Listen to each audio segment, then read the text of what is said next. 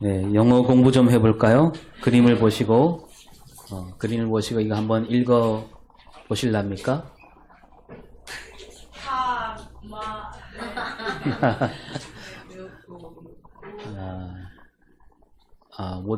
네. 들어보면 알 겁니다. 맥도날드 햄버거.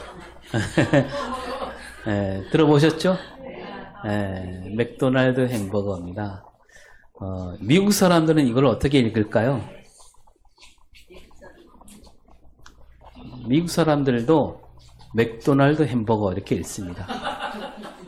혀를 좀 굴리긴 하겠지만 소리는 똑같아요. 자, 그런데 이걸 보고 중국 사람들은 어떻게 읽을까요? 중국 사람들은 뭐라고 읽냐면 마이당 로우 함뽀루 이렇게 읽습니다. 네. 일본 사람들은 마쿠다 노루 한바가 이렇게. 중국과 일본은 왜 이렇게 읽을까? 우리는 그들과 똑같이 미국 사람 똑같이 맥도날드 햄버거라고 읽는데 중국 사람들은 일본 사람들은 왜 이렇게 읽을까? 이 중국과 일본에는 그 맥도날드 햄버거라고 쓸 수 있는 글자가 없어요. 거기에 맞는 글자가 없는 거예요. 그래서 억지로 읽으라면 읽어요. 이게 따라서 읽으라면 하나씩 짚어주면서 읽지만 그것을 자기 나라 글자로 써봐라 그러면 거기에 맞는 글자가 없습니다. 그래서 그들은 어쩔 수 없이 글자로는 비슷하게 마이당 로우 한뽀루, 마쿠다 노루 한바가 이렇게 쓰고 또 애들한테 가르쳐야 되니까 그렇게 그러니까 자기네 말 따로 영어 따로 가르칠 수밖에 없는 거죠. 여기서 우리가 알 수 있는 게 뭐냐면 그만큼 우리가 쓰는 한글이 훌륭하다는 뜻이죠. 한글이 얼마나 훌륭한 글인가 여러 차례 말씀드렸는데요. 이 세상에서 나는 모든 소리를 다 쓸 수 있는 글이 한글이에요. 사람이 내는 소리, 웬만한 소리는 다 쓸 수 있고요. 뭐 새 소리, 뭐 호랑이 소리, 개소리, 풀벌레 소리, 자동차 소리, 기차 소리까지 다 쓸 수 있는 글이 우리 한글이거든요. 거기에다 요즘 인터넷 시대에 컴퓨터로 글쓰기가 가장 쉽고 가장 빠른 글이 한글이고요. 또 핸드폰으로 문자를 보낼 때도 우리 한글로 쓸 때가 가장 빠르고 가장 쓰기 좋은 그게 우리 한글이거든요. 그 우리 세종대왕이 큰일을 해내신 거죠. 그러면 여러분 세종대왕은 왜 한글을 만들었을까요? 그래서 신하들이 막 그렇게 막아섰잖아요. 막 못하게. 그런데 세종대왕은 그걸 뚫고 굳이 우리 한글을 만들었습니다. 왜 만들었는가? 이 세종대왕이 한글을 가르쳐서 처음에 훈민정음이라는 이름을 붙였고 그리고 이 훈민정음 해례본이라는 문서가 있는데 한글, 그 훈민정음, 한글을 어떻게 읽고 써야 하는가 말하자면 요즘 말로 이제 사용 설명서를 또 만들어 주신 겁니다.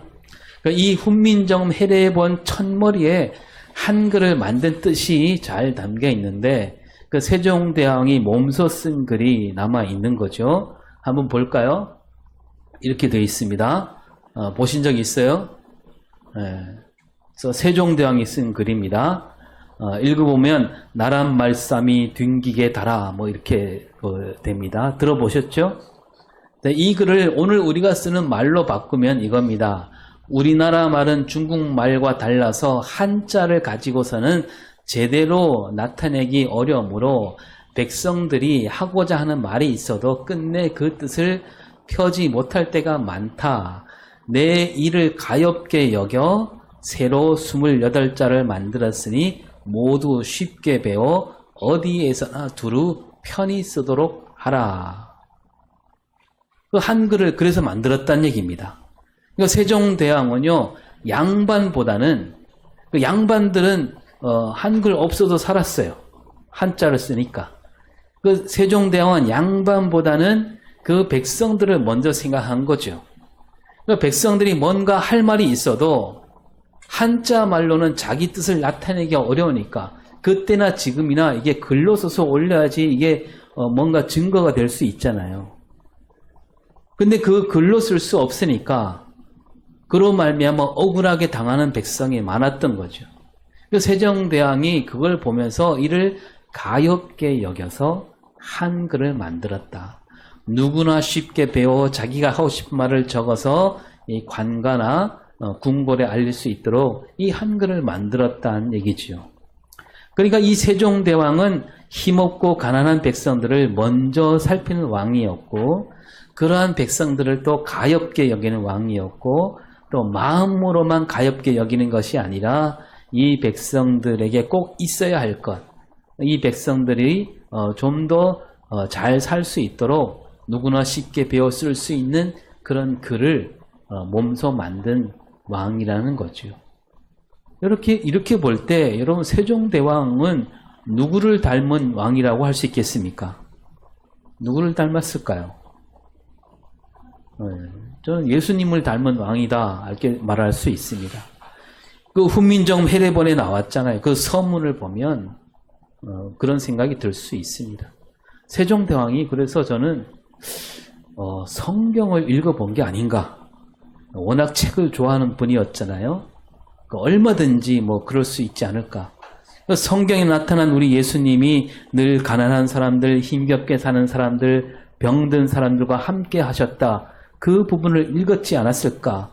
그들에게 은혜를 베푸셨고, 세종대왕도 마찬가지로 백성들을 아끼고 백성들에게 은혜를 베푸는 왕이 되었잖아요. 오늘 읽은 말씀에도 보면요, 34절을 볼까요? 예수께서 나오사 큰 무리를 보시고 그 목자 없는 양 같음으로 인하여 불쌍히 여기사 이에 여러 가지로 가르치시더라. 예, 예수님이 큰 무리를 보시고 어떻게 여기셔요? 불쌍히 여기셨습니다. 아까 후민정 해례본에도 세종대왕이 백성들을 가엾게 여겼다 했습니다. 또 예수님이 사람들에게 여러 가지로 가르치셨다 말씀이 나오잖아요. 하나님 나라를 가르친 거죠. 그 세종대왕도 그 백성들이 그냥 가엾게 여기는 것에 끝나는 것이 아니고, 그 백성들이 글을 쉽게 배울 수 있도록 글을 배우라고 가르치는 그런 길을 마련해 주신 거죠. 이렇게 세종대왕과 예수님이 좀 비슷한 구석이 많구나라고 할 수 있고, 여러분, 언젠가 제가 이순신 장군 이야기하면서 이렇게 말씀드렸죠. 이순신 장군이 한 말 가운데 살고자 하는 사람은 죽을 것이고 죽고자 하는 사람은 살리니 나를 따르라 이렇게 말했잖아요. 이것도 우리가 예수님이 하신 말씀과 같은 말이죠. 그래서 이순신 장군도 책을 많이 읽은 분이라 어디서 성경을 얻어다가 읽지 않았을까, 그런 말씀을 드린 적이 있습니다. 그리고 지난 6월 16일 주일에 제가 한 여론조사를 얘기했습니다. 우리나라 역사에서 가장 우러러볼 만한 사람은 누구인가 했더니 첫 번째가 누구였어요? 세종대왕은 둘째고 첫째는 이순신 장군이었습니다. 그 참 놀랍지 않습니까? 우리나라 사람들이 가장 우러러보는 사람, 가장 존경하는 사람, 첫째와 둘째가 이순신 장군과 세종대왕인데, 이 두 분 모두 예수님을 떠올리게 하는 그런 분이라는 얘기가 되는 거잖아요. 근데 우리나라뿐만 아니라 세계로 넓혀봐도요, 세계 모든 사람이 우러러보는 사람들, 말하자면 위인들을 보면 모두 예수님을 떠올리게 합니다. 나이팅게일, 슈바이처, 간디, 썬다싱, 마르틴 루터킹, 넬슨 만델라, 이런 사람들 모두 보면 예수님을 떠올리게 하는 삶을 살았습니다.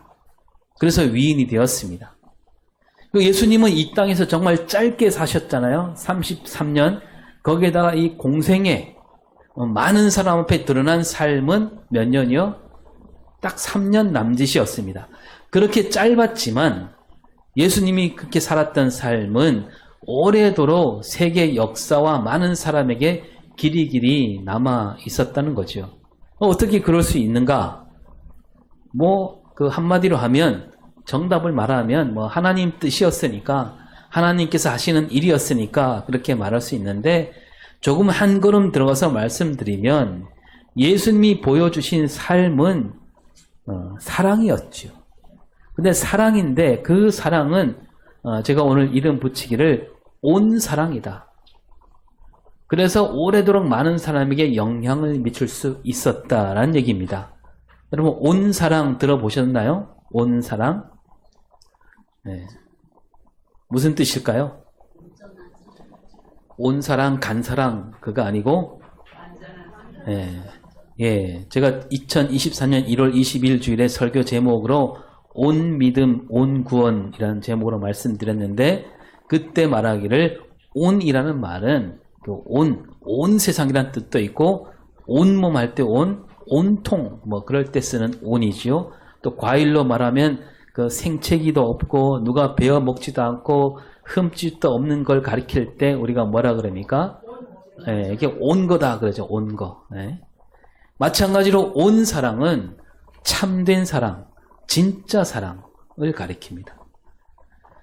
사람들이 누구나 사랑 그러잖아요. 근데 사람들이 말하는 그런 흔한 사랑은 그리 오래가지 못하지요.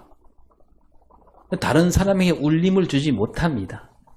그런데 사람들 가운데도 저 사람 사랑이 좀 오래 간다 싶으면 뭔가 울림이 있다 싶으면 그 사랑은요 영락없이 예수님을 닮은 사랑이지요. 오늘 말씀에는 사랑이란 말이 나오지 않습니다. 그러나 가만히 들여다보면 거기에 사랑이 담겨 있어요. 사랑이란 말 대신 가르쳤다란 말이 나오는데 그러니까 이 가르침이란 말 안에 사랑이 들어있다라는 건데요. 이 가르쳤다는 말이 두 차례 나오죠. 먼저 30절을 볼까요? 사도들이 예수께 모여 자기들이 행한 것과 가르친 것을 낱낱이 고하니. 자, 예수님께서 제자들을 둘씩 짝지어 마을로 보내셨습니다. 권능을 줘서 보냈어요. 제자들이 그 권능을 갖고 귀신을 쫓아내기도 하고 병자를 고쳤습니다. 그리고 뭘 또 했냐면 가르치기도 했다. 이제 예수님께 돌아와서 자기들이 한 일을 낱낱이 아뢰입니다. 자, 여기서 이제 한 가지 짚어보는 것은 사도들이라고 했는데 이 사도라는 말은 초대교회가 생긴 다음에 생긴 말이죠. 그래서 여기서는 사실은 제자들이라고 해야 하는데 근데 이 복음서가 나왔을 때는 벌써 이 제자들은 이제 사도로서 일하고 있었던 거죠. 그래서 이제 굳이 사도라고 쓰는 것은 우리가 사도가 되었을 때 제자였을 땐 잘 몰랐는데 사도가 되었을 때는 이러이러한 일을 해야 된다. 그걸 깨달았고 이 해야 할 일을 앞당겨서 했다라는 뜻에서 이제 사도라고 말하고 있는 거죠. 그리고 이제 사도행전에 가보면 제자들을 이제 사도라고 부르면서 그 사도들은 예수님이 하신 일을 그대로 이어받아서 하나님 나라를 이뤄간 걸 볼 수가 있습니다. 그리고 이제 또 34절에 예수님이 가르쳤다는 말씀이 나오지요. 앞에서 읽었는데 다시 읽습니다. 예수께서 나오사 큰 무리를 보시고 그 목자 없는 양 같음으로 인하여 불쌍히 여기사 이에 여러 가지로 가르치시더라. 그 앞에서 제자들도 가르쳤 다음에 왔고 예수님도 지금 가르치고 계십니다. 그런데 이 두 가르침은 사뭇 달라요. 자, 먼저 제자들이 어떻게 가르쳤는가? 그 앞에 보면 제자들이 가르친 얘기가 잘 나오지 않습니다. 그냥 이제 나오지 않는데 31절에 보면 제자들이 어떻게 가르쳤는가, 어떤 마음으로 가르쳤는지 우리가 미루어 헤아릴 수 있어요. 31절을 볼까요? 너희는 따로 한적한 곳에 가서 잠깐 쉬어라 하시니 이는 오고 가는 사람이 많아 음식 먹을 겨를도 없음이라. 자, 예수님이 여기서 제자들에게 가서 잠깐 쉬어라 이렇게 말씀하고 있습니다. 이 얘기는 무슨 뜻일까요? 제자들이 돌아왔는데 그들이 다 몹시 지쳐 있었구나라는 거죠. 따라서 여기서 볼 때 제자들은 예수님 말씀을 따라 나가서 가르치긴 했지만 그 가르침에는요 사랑이 없었다는 얘기예요. 스승이 가라 하니까 다녀온 것뿐이었어요.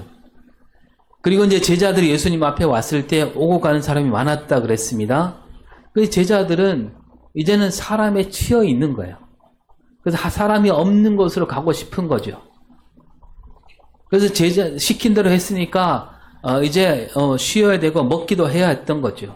예수님이 그 마음을 아시고 사람이 없는 곳, 한적한 곳으로 가게 하신 겁니다. 그러니까 제자들 마음을 먼저 예수님이 알아보시고 그들로 하여 쉬게 하신 거죠. 사람들과 따로 떨어져 있게 하신 겁니다.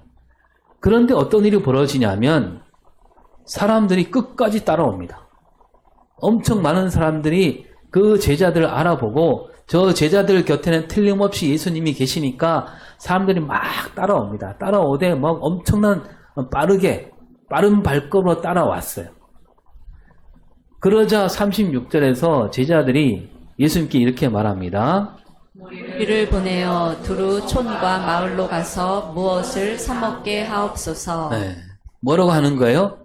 저 무리를 보내주셔서 여기 있게 하지 마시고 우리 이제 저들을 돌볼 겨를이 없습니다.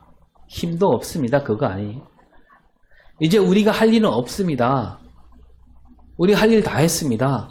저들과 이제 더 엮이고 싶지 않습니다. 그런 마음이에요.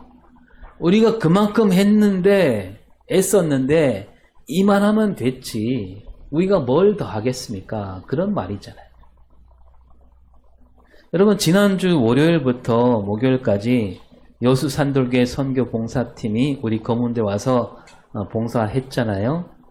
이제 6개의 마을로 흩어져서 40명 넘는 사람이 왔어요. 그래서 뭐 방충망 교체 작업을 하고 싱크대 교체해주고 장판 깔기, 페인트 칠, 뭐 임용 봉사했어요. 근데 이제 제주도에도 비가 엄청나게 많이 왔고 여수에도 폭포 같은 비가 쏟아졌지만 우리 검은도에는 어땠어요? 비가 잠깐 오다가 말았지요. 비로 인해서 어려움은 없었고 또 이제 올해 벌써 4번째 오다 보니까 일을 좀 더 짜임새 있게 할 수 있어서 이제 봉사로 오신 분들이 일에 쫓기지 않고 이제 은혜 가운데 잘 하고 갔지요. 첫날 올 때 이제 여수 산돌교회 담임 목사님이 월요일에 같이 들어왔는데 그분이 이제 그 멀미에 되게 약하고 또 몸도 좋지 않아서 또 바로 이제 그날 나갔는데 이제 끝난 다음에 이제 제가 목요일 날 끝난 다음에 이렇게 문자를 보냈습니다. 목사님 여수 산돌교회 검은도 선교 봉사가 잘 끝났네요. 지금쯤 다들 잘 들어가셨겠지요. 이번에도 어김없이 사랑과 정성 가득한 수고 고맙고 또 고맙습니다. 여기에 흘린 땀은 정말 아름답고 거룩한 땀이었네요. 몇몇 분들이 말씀하기를 저희가 오히려 큰 은혜 받고 돌아갑니다 라고 하시며 눈시울을 붉히더군요.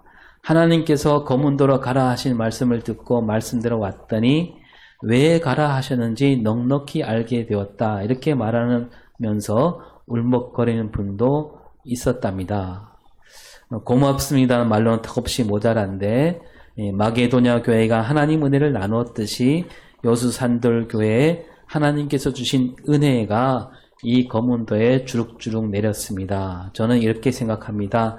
3박 4일 동안 여수 산돌 교회로 말미암아 여수와 검은도 사이에 은혜의 교라는 크고 긴 다리가 세워졌구나 이렇게 보냈더니 그 목사님이 목사님 성도님께서 많이 배우고 오셨네요. 저도 목사님을 통해서 많이 배우게 됩니다. 작은 것을 귀하게 여겨주셔서 감사합니다. 이렇게 답이 왔습니다. 여러분 제가 지난번에도 말씀드렸지만 이 여수 산돌교회에서 우리 검은도를 섬기러 오는데 그 교회가 우리 검은도에 있는 교회들보다 뭐 다 합친 것보다 훨씬 크고 돈도 많지요. 그러나 그분들이 우리보다 더 크니까 그 교회가 더 크니까 우리보다 돈이 더 많으니까 더 넉넉하니까 여기까지 온다. 그게 아니라 그랬습니다. 여수 산돌교회가 왜 왔어요? 왜 왔냐? 하나님께 받은 은혜와 사랑을 나누러 온 거죠. 혼자 누릴 수 없어서 우리에게 나눠주러 온 거예요.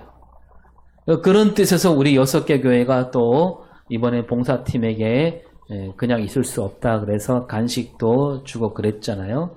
6개 교회가 다 이렇게 줬는데 6개 교회 가운데 어느 교회 간식이 가장 인기가 많았을까요? 두말하면 잔소리죠. 더구나 그 간식거리를 구하려고 막 우리 여전도 회장을 비롯해서 막 임원들이 온 검은들을 막 누비고 다녔잖아요. 뜨거운 날씨에 삶느라고 고생하셨고 유치원교육까지 그걸 들고 가느라고 땀 흘리셨고 그런 정성이 들어있으니까 뭐 맛있을 수밖에 없고 좋아하지 않을 리가 없었겠지요. 그러니까 여기 검은도 있는 우리 교회들이 할 일인데 우리가 하기에는 뭐 여러 가지 또 어려움이 있었고 근데 여수 산돌교회가 와서 대신 땀을 흘려줘서 힘을 써줘서 고맙습니다. 이런 마음으로 우리가 간식을 준 거 아니겠어요? 하여튼 이번에는 잘 끝났어요. 근데 여러분 작년에도 왔는데 작년에는요 엄청 힘들었다고 합니다. 이를테면 이제 방충망 교체 작업을 하는데 처음에 올 때는 이제 6개 마을 다 하려고 왔어요. 근데 집집마다 어느 마을에 갔더니 집집마다 온 마을 사람들이 한 집에 막 5개 막 10개씩 막 들고 나와서요. 금세 동이 났고요. 부랴부랴 해서 더 사서 했는데도 모자랐답니다. 보니까 막 멀쩡한 것도 일부러 뚫어서 갖고 오고. 왜 그랬을까요? 그런 마음인 거죠. 야, 저 돈 많은 교회가 와서 해준다 하니까 이번에 이참에 그냥 덕을 보자. 그리고 이제 봉사하러 오신 분들이 전문가는 아니잖아요. 그분들이 뭐 다 샤시하는 분이 아니잖아요. 그 목사님들 막 나서서 막 했는데 그걸 보고 막 뒤에서 흉도 봤답니다. 차라리 내가 하는 게 낫다 막 이렇게 그랬다. 일은 많고 막 손은 느리고 하니까 밤 10시가 넘도록 불을 켜놓고 그 하느라고 정말 힘들었답니다. 그래서 6개 마을 다 하려고 했는데 그래서 2마을만 했고 그래서 이제 그걸 교훈 삼아서 올해는 넉넉히 갖고 오되 아예 2마을만 하자. 그랬답니다. 여러분 이 여수 산돌교회에서 이런 마음이었으면 어땠을까요? 아니 우리는 온 힘을 다했다. 막 헌금 내갖고 회비 내갖고 왔는데 우리 할 만큼 했다. 이렇게 생각했다면 올해 올 생각도 하지 않았겠지요. 그런데 그렇게 힘들었는데도 올해 또 와서 땀을 흘려주었습니다. 그러니까 하나님께 받은 은혜와 사랑을 나눈다. 그런 마음이었기에 다시 왔고 또 우리는 그런 마음을 보게 돼서 참 고맙다라는 생각을 한 거죠. 여러분 앞으로도 마찬가지예요. 우리는 뭐 이렇게 멀리 떨어진 섬에 있으니까 이만큼 받아도 된다. 괜찮다. 도와주려면 제대로 도와줘라. 이런 마음으로 우리가 만난다면 은혜가 되지도 않고 덕스럽지도 못한 거죠. 여러분 믿지 않는 사람들 그럴 수 있을 수 있어요. 근데 우리 교회만큼은 그러지 말아야 되는 거죠. 그러니까 우리가 할 일인데 우리 교회가 할 일인데 대신 해주니까 참 고맙다. 이래야 되겠죠. 여러분 제자들은 자기들이 할 만큼 했다 이거예요. 할 만큼 했다. 예수님이 시킨 대로 했다. 이제 나머지는 당신들이 알아서 하시오. 이런 마음 아니었습니까? 그런 마음으로 동네를 돌아다녔고 가르친 거죠. 그래서 한마디로 제자들이 예수님이 시킨 대로 하기는 했는데 그들에게는 그 사람들을 사랑하는 참 사랑, 그 온 사랑이 없었다는 거예요. 그냥 흉내만 낼 뿐이었습니다. 자, 예수님을 한번 볼까요? 34절 다시 한번 봅니다. 예수께서 나오사 큰 무리를 보시고 그 목자 없는 양 같음으로 인하여 불쌍히 여기사 이에 여러 가지로 가르치시더라. 자, 예수님은 이 무리를 볼 때, 처음 볼 때 먼저 어떻게 보셨냐면 그 속을 꿰뚫어 보시는 거예요. 어떤 사람과 같다? 목자 없는 양과 같구나. 저 종교 지도자들, 제사장들, 바리새인들, 사두개인들, 서기관들 그들은 목자가 아니었어요. 목자라 하더라도 사꾼 목자였지요. 또 제자들을 보냈는데 제자들도 마찬가지였어요. 이 제자들도 예수님 마음을 헤아리지 못했어요. 귀신을 쫓는 권능도 주셨고 병을 고친 능력 이걸 주신 뜻을 헤아리지 못한 거죠. 하나님 나라를 가르치도록 하셨는데 하나님 나라가 어떤 나라인지 그것도 깨우치지 못한 채 가르쳤습니다. 그러니까 그들의 마음이 텅 비어 있는 거죠. 그 사람들 마음이. 그들에게 그 누구도 목자가 될 수 없었다라는 얘기죠. 그래서 예수님이 그들을 불쌍히 여기셨습니다. 그 기댈 언덕을 찾지 못해 떠돌아다닌 사람들, 온갖 질병과 가난으로 힘겨운 사람들, 하루하루 사는 거 겨우 버티고 있을 뿐인 사람들, 다음 끼니조차 챙길 수 없는 사람들이었습니다. 여러분, 오늘 말씀 뒤에는요, 우리가 잘 아는 오병이어 기적이 나옵니다. 오늘 새벽에 잠깐 살펴보았는데 거기 모인 사람들, 이 5,000명을 배불리 먹인 그런 기적인데, 이 굶주린 사람들을 배불리 먹이신 일, 이 일만으로도 우리는 예수님 사랑을 넉넉히 느낄 수 있습니다. 그리고 그 뒤에 또 보면 53절부터 많은 병자를 고치십니다. 그러니까 먹이시고 고치시고 이 모든 일은 다 예수님이 그 우러나오는 사랑으로 비롯된 기적이었지요. 그런데요, 우리가 그보다 앞서서 눈여겨볼 말씀이 있는데 그 34절에 끝에 뭐라고 돼 있습니까? 여러 가지로 가르치시더라. 그 무슨 얘기냐면 먹이시고 고치시기 앞서서 예수님은 먼저 그들을 가르치셨다. 무엇을 가르치셨을까요? 하나님 나라 복음을 가르친 거예요. 하나님 나라가 어떤 나라인가? 하나님 나라는 바로 지금 여기에 와 있다. 너희들 곁에 와 있다는 것을 가르치신 거예요. 근데 예수님 앞에 모인 사람들, 그들이 바라는 건 뭐냐면 먹을 것과 병 고침이었어요. 예수님이 그들 불쌍히 여기셨다 했는데 이 불쌍히 여긴다는 말이 동정이 아니었다는 얘기입니다. 그저 값싼 동정이었다면 그들이 바라는 거, 먹을 거, 병 고침, 그거 해주고 돌려보내셨겠지요. 하지만 예수님은 그보다 앞서서 여러 가지로 가르치셨습니다. 그들을 깊이 사랑하셨기에 그들이 하나님 나라를 깨닫고 하나님 자녀로 하나님 나라 일꾼으로 서기를 가르치셨다는 겁니다. 아무리 굶주림에서 벗어난다 한들, 아무리 병고침을 받는다 한들 하나님 나라를 깨닫지 못하면 그거는 그때뿐이었기 때문에 예수님은 여러 가지로 가르친 거예요. 그들을 진정으로 사랑하시게, 참으로 사랑하시고 온 사랑으로 그들을 품어 안으셨기에 하나님 나라를 가르친 거예요. 여러분, 하나님 나라를 아는 사람은요, 가난하다 할지라도 그 안에서 복을 누릴 수 있게 됩니다. 하나님 나라를 깨우친 사람은 병들었다 해도 그 몸과 마음이 쉽게 무너지지 않습니다. 그러하였기에 예수님은 이 가난한 사람들, 병든 사람들을 사랑으로, 온 사랑으로 가르친 거예요. 그 사람들은 누구나 바라는 일이 있습니다. 그 바라는 일을 가르쳐서 우리가 소원, 또 목표, 목적이라고 하잖아요.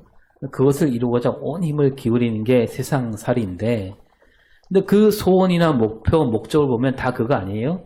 좋은 학교, 좋은 직장, 사업 성공, 부자 되기, 건강 이런 것들이잖아요. 그런데 하나님 나라를 알고 하나님 나라를 배운 사람들은 달라집니다. 하나님 나라를 아는 사람들은 그 소원과 목표, 목적이 달라집니다. 내가 바라는 것, 그게 아니라 하나님께서 바라시는 것이 무엇인가? 내 생각, 내 뜻이 아니라 하나님 뜻, 하나님 말씀이 이루어지는 것. 그게 내 소원이 되고 목표가 되고 목적이 되는 거죠. 그런 뜻에서 예수님이 제자들에게 기도를 가르칩니다. 기도 가르칠 때 어떻게 가르치냐? 이방인처럼 기도하지 말라 이렇게 말씀하면서 가르치죠. 이방인들은 어떻게 기도합니까? 중언부언. 중언부언 뭡니까? 말을 많이 해야 들으신다.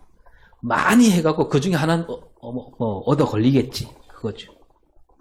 그 이방인들은 하나님을 잘 모르는 거죠. 하나님을 모르니까 하나님께 믿고 맡기지 못하는 겁니다. 그 어떻게 하면 하나님 눈에 띌까? 어떻게 하면 하나님께서 내 말을 들으실까? 그래서 이 말 저 말 막 하는 거예요. 여러분, 이런 생각, 이런 기도는 우리 기독교 신앙이 아닌 거예요. 예수님이 우리 기도를 가르치실 때 맨 앞머리에 뭐라고 되어 있습니까? 하늘에 계신 우리 아버지. 하늘에 계시다는 말은 저 높은 하늘에만 계시다는 뜻이 아니라 뭐라고 했습니까? 모든 곳에 계시는 거죠. 그 과학자들이 밝혀냈잖아요. 하늘이 여러분 어디 있어요? 하늘이 저 위에만 있습니까? 저 밑에 가도 있잖아요. 저 호주 시드니 그쪽에도 하늘이잖아요. 그 하늘과 우리 하늘은 반대편에 있잖아요. 이거 우리가 사는 세상이 하늘로 둘러싸여 있는 거 아니겠어요?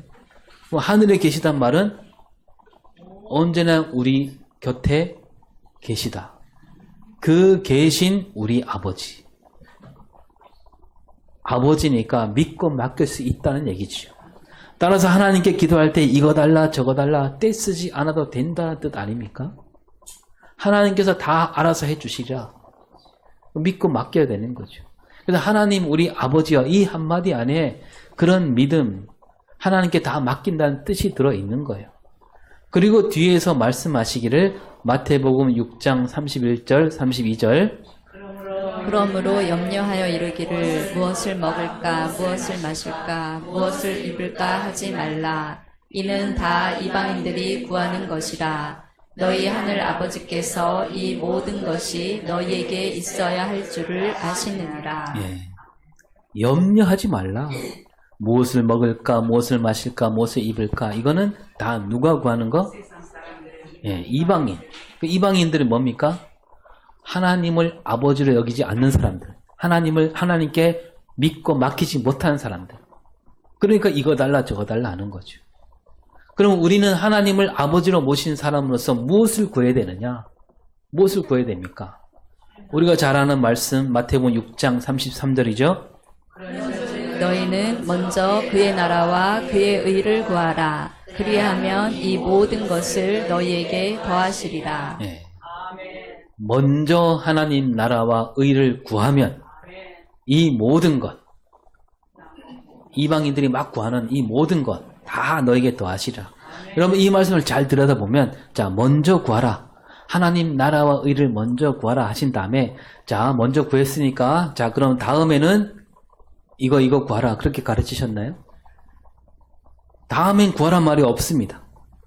그냥 먼저 하나님 나라와 의를 구하면 이제 다른 거 구하지 않아도 이 모든 것 저절로 우리에게 있어 하는 모든 것을 더해 주신다. 우리가 구하지 않아도 하나님께서 어련히 다 알아서 해 주신다는 말씀이죠. 그래서 우리가 무엇을 구해야 됩니까? 언제나 하나님 나라와 의 그것만 구하면 되는 거죠.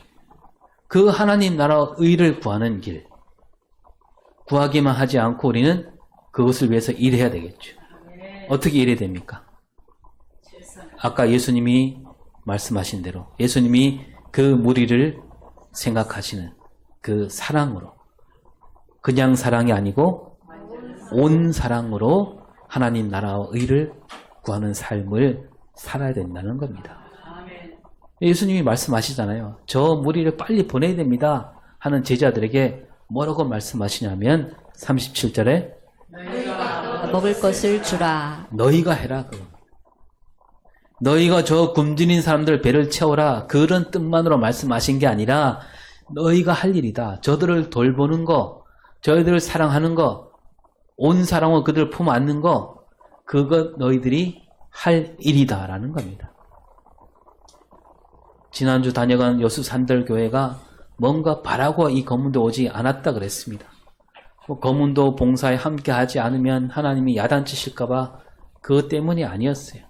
검문도에 와서 땀 흘리면 남은 한 해 하나님께서 큰 복을 주시리라 그것도 아니었습니다. 다시 말씀드리지만 그들은 하나님께 받은 은혜와 사랑 그거 나누려고 온 거죠. 그들은 우리에게 하나님 나라를 보여주려고 온 겁니다. 그 마음, 온 사랑으로 온 거예요. 여러분 우리도 그런 마음으로 우리 이 죽천 마을을 우리 검문도를 잘 섬길 수 있기를 바랍니다. 우리가 나서서 하나님 나라를 보여줄 수 있기를 바랍니다. 아직 믿지 않는 사람들이 그런 우리를 보고 나도 하나님 나라 일꾼이 되고 싶다 이런 마음이 들도록 이번 여름도 온 사랑으로 우리 죽촌과 우리 거문도 또 나눠서 우리나라 또 우리 지구를 가꾸는 저 여러분이 되기를 바랍니다. 기도하겠습니다. 주님께서는 언제나 온 사랑으로 가르치셨습니다. 우리는 그 사랑으로 하나님 자녀가 되었는데 우리도 주님께 받은 그 사랑으로 온 사랑으로 세상을 읽으며 살아가는 하나님 나라 일꾼으로 살게 하여 주시옵소서. 감사드리며 예수님 이름으로 기도합니다. 아멘.